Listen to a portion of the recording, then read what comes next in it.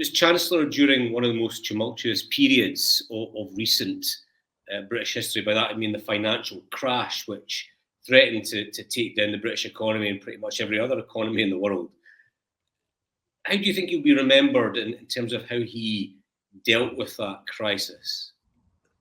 Yeah, I mean, it will remain controversial, won't it, that he was the Chancellor who took the decision to bail out the banks with billions and billions of pounds of taxpayers' money.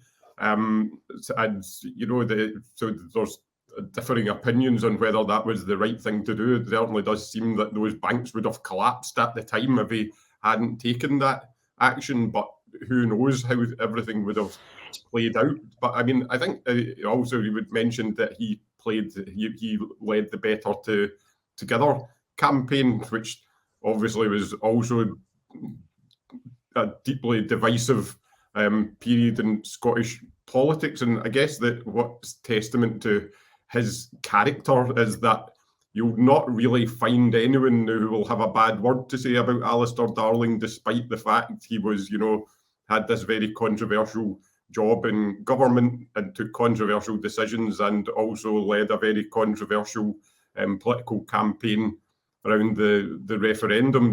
There's nobody really, I think, that you would find who would have much of a bad word to say about Alistair Darling, despite the fact that he was involved in such controversial things. I think that's testament to his character. He's just clearly a very nice and considerate man who was genuine and genuinely wanted to make Scotland and Britain a better place.